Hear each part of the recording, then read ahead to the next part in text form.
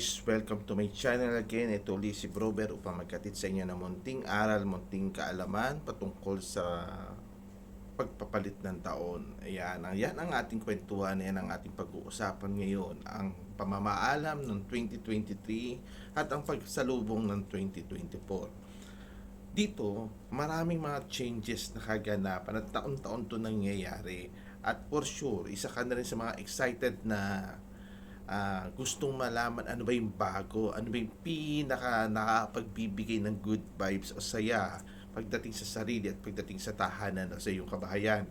Ano yung mga dapat mong gawin, ika nga.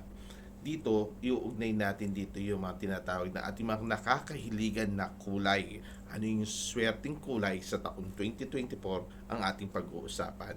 Alin dito, alin ang nangunguna, alin yung mga kulay na very supportive sa ating mga spiritual, sa ating mga sarili, ano yung nakakapagpapahatak ng kagaanan na pinansyal na tulong na siyang papasok sa iyong tahanan pag ginawa mo to.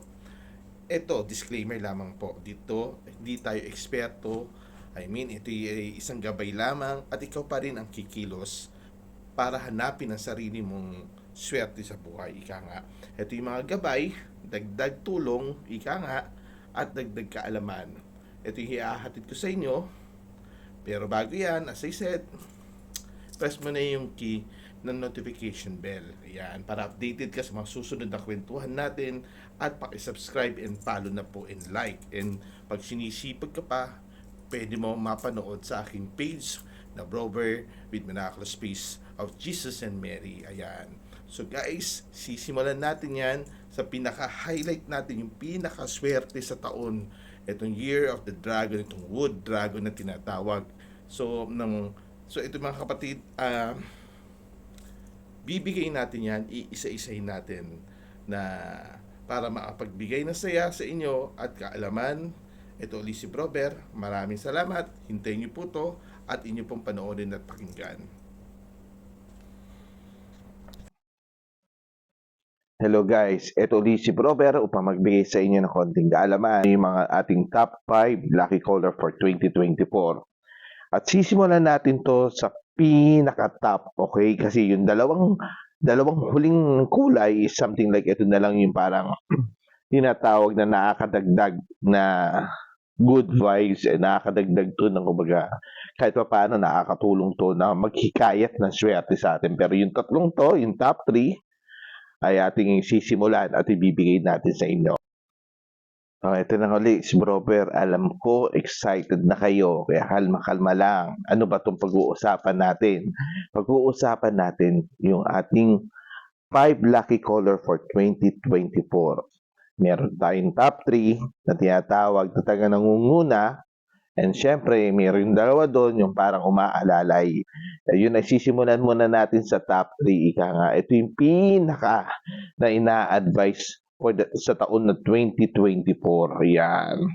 Sisimulan natin to at hihimayin natin kung para saan to, damay ang negosyo dito, damay dito sa bahay, damay ito sa personalidad mo, damay ito sa pang-spiritual mo. In short, overall. Eto na nga. Ikaw nanonood ka na. Excited ka na, baka mabanggit yung lucky color mo. Excited ka na, baka mabanggit yung sinatawag mo na napaka-favorite mong nakasanayan mong kulay. Ika nga. Sige na. Eto na, wala nang paligoy-ligoy pa. Top 1. Ang unang kulay na maswerte sa taong 2024, ito yung official color para sa taong 2024. Ang emerald green na tinatawag. Para saan ba to? Anong meron kakayanan ng emerald green? Kumakatawan lang naman to sa harmony, kaayusan, balanse, at the same time, nakakatulong to para makapagbigay ng good fortune somehow. At the same time, malaking bagay ito kung ikaw ay mayroong kasuotan nito na nag-bracelet or accessory somehow o yung mga crystal or stone na singsing, hikaw or bracelet na suot. Bakit ka mo? Dahil nagbibigay ito ng proteksyon hindi lang sa sarili mo kundi sa ibang parte ng buhay mo, sa aspeto ng buhay mo, especially sa mga kapamilya mo, sa mga buong pamilya in short. Nakapagbibigay ito ng kapayapaan sa kalooban, yung nakaka-good vibes kumbaga yung kulay nito sa taon 2023. Hindi lamang 'to, meron din 'tong tinatawag na renewal, rejuvenating, deep transformations, and personal, highly potential ka sa success sa buhay. And at the same time, kino-coordinate nito ang pagpo-promote sa sarili mo na pagkakaroon ng stability na tinatawag. At the same time, inuugnay ito sa wealth and abundance. Ang kulay nito ay talagang nakapagbibigay o nakakapag-attract na para maging yung financial prosperity mo sa negosyo, sa personal na bagay, sa bahay, sa loob ng taon na 2024. So in short, pumapasok dito sa kulay ni emerald green ang good fortune, renewal, stability, and transforming yourself to be a better versions of you. Ika nga. So, malaking bagay ito pagdating sa abundance na usapin. Paghahagilap mo ng swerte. Yan ang epekto ng emerald green sa year 2024. Yan ang ating top 1 na kulay, ang emerald green. Ang pangalawang swerteng kulay sa taon 2024. Eto na po yan guys. Ang top 2 natin na lucky color for the wood dragon na tinatawag ay pumapasok dito ang golden yellow. Yes po.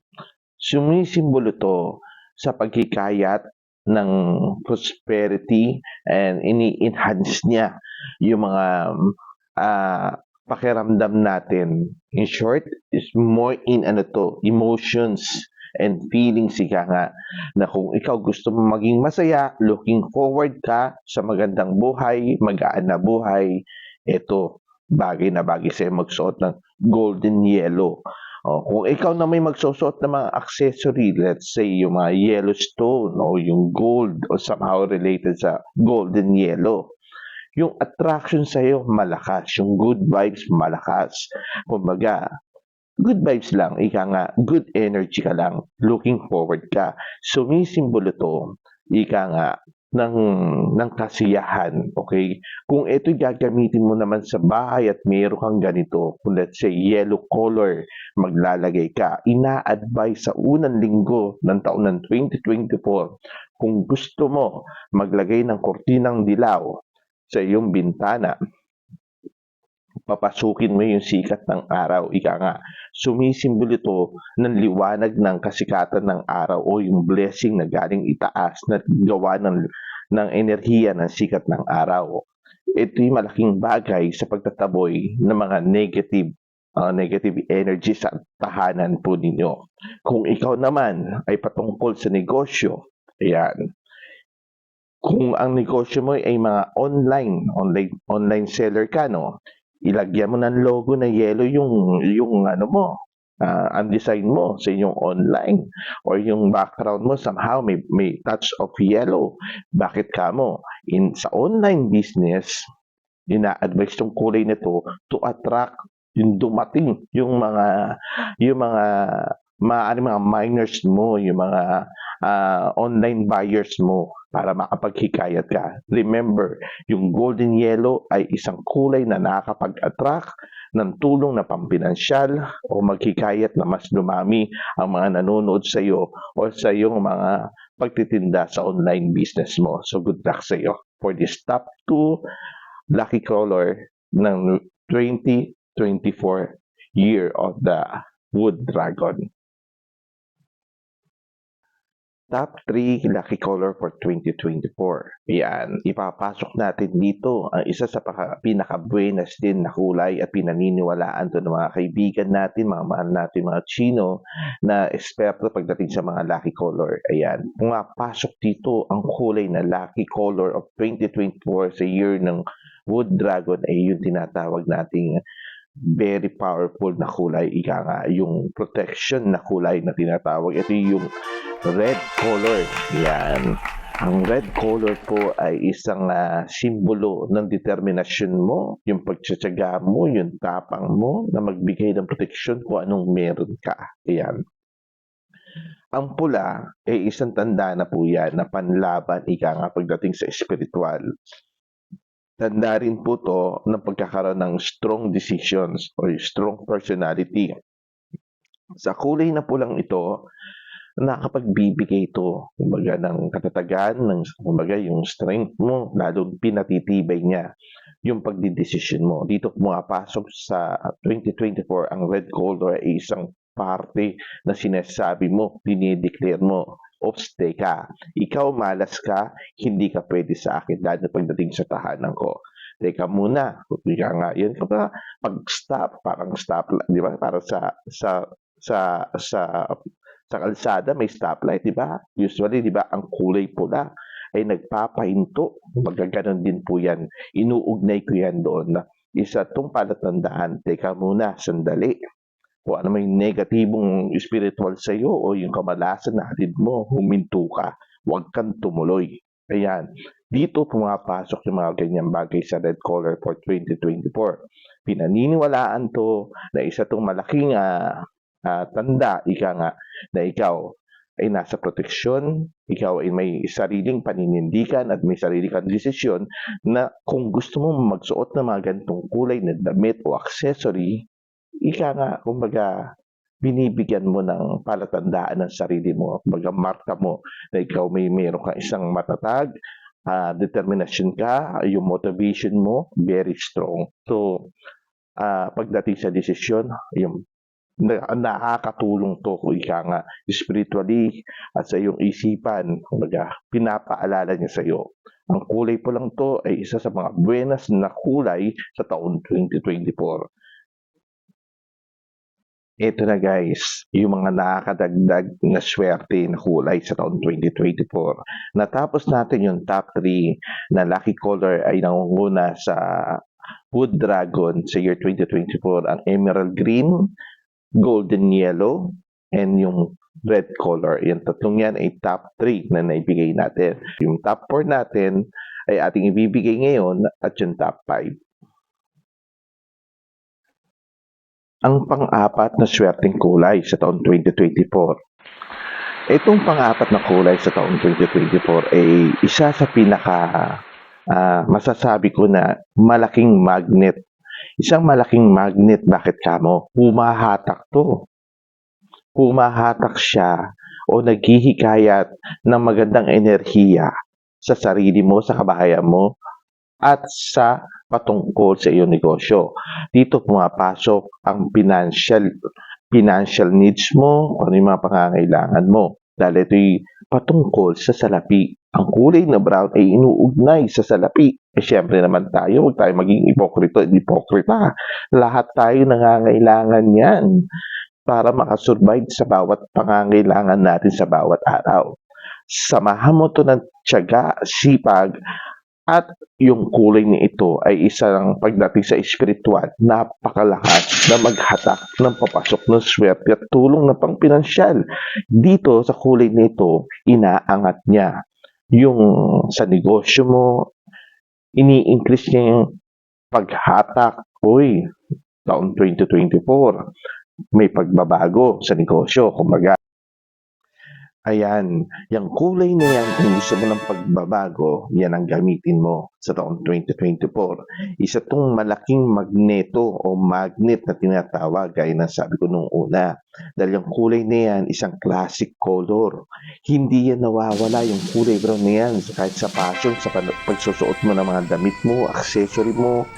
Pag may suot ka yan, isa tong malaking, kumbaga, para tong supplement ng mga nauna kong nabanggit na kulay emerald green, ng golden yellow at ng pula. Kung gusto mo i-enhance yung kakayanan nila, itong gamitin mong kulay na ito.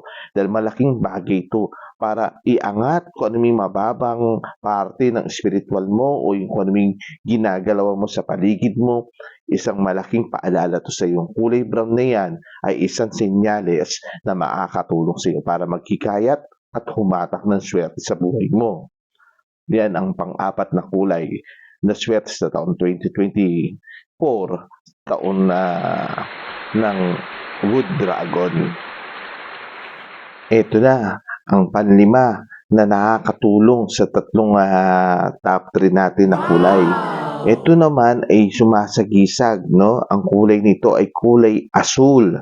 Ito ay sumasagisag o simbolo ito ng tubig na bumubuhos, ika nga. Dito rin pumapasok ang mga emotion mo, yung pag-iisip mo, ano yung pangangailangan mo. Pag ikaw may suot nitong kulay asul na ito, nakakapag-enhance to ng kapayapaan sa kaisipan, katalinuhan o yung wisdom, at the same time nadadagdagan niya yung kaalaman mo at naghihikayat to na matuto ka sa mga bagay-bagay na pangyayari sa buhay mo. Kumbaga, ito iniiwas ka niya sa kamalasan.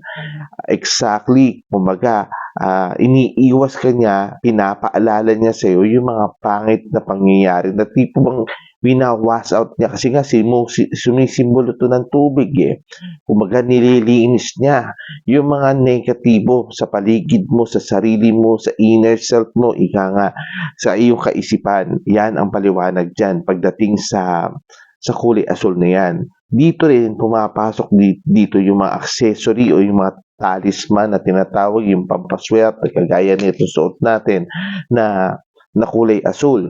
Na ito'y pagtataboy o paghinto sa mga negatibo na nararamdaman natin at sa mga bagay na pang-spiritual na ating hindi nakikita.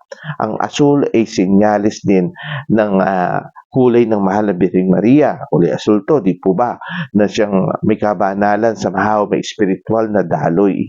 Pero ganun pa man, lagi niyo tatandaan, sa lahat ng kulay na aking binanggit, lahat ng ito ay gabay lamang na magbibigay sa atin ng idea of teka, sandali.